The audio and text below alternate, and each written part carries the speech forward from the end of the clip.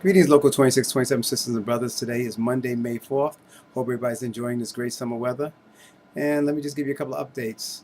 On April 25th, Saturday, April 25th, the computer service tech exam was given. And, prior to that, the weeks before that, a prep course was given at DC 37.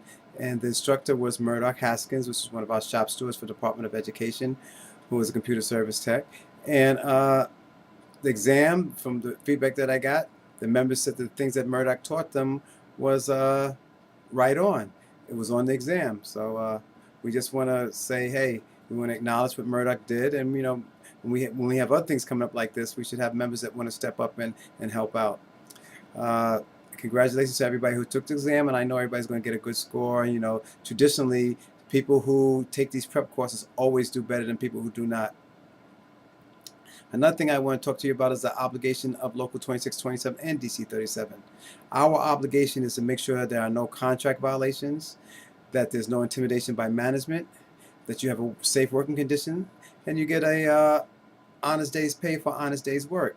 Now, sometimes management violates these things, and it comes to our attention via a member or members.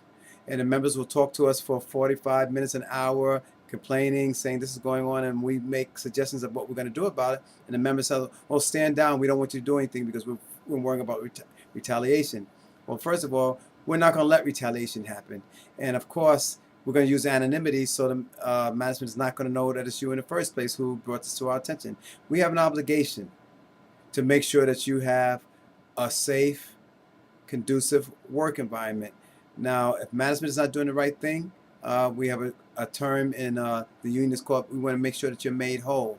We're not going to let anything happen to you. That's our job. That's our obligation. So please don't turn a real violation into a gripe, because that's what it is, a gripe, when you tell us don't take any action against it. Once management finds out that they can get away with stuff and we don't do anything about it, then they come up with something new. And remember, around this country, they're trying to get rid of unions, because you do have a say, you do have rights, and we're here to protect your rights. Right now, there are 26 right-to-work states where they're trying to get, that's more states that don't have unions or don't have unions that are participating than states that do have. I mean, and this number is getting smaller and smaller and smaller. The number of people who have active unionism. So please, if you have an issue going on, we're gonna fulfill our obligation by making sure that we make sure that there's no contract violations, that you're not intimidated, that you have a safe working condition, and you get an honest day's work for honest day's pay. Okay? Our bereavement policy is on our webpage, and it's not our, when I say ours, it's the city. It's the contractual bereavement policy. We cut and pasted it onto our webpage a couple of years ago. It's on the right-hand side down near the bottom of the screen. And it tells who's eligible for bereavement.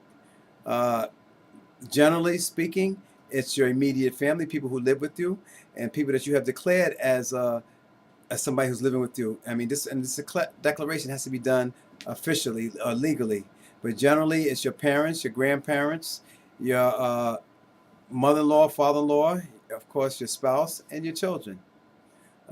Any further clarification, you can always call the office, but I'm saying the basic agreement, contractual agreement, is on our webpage.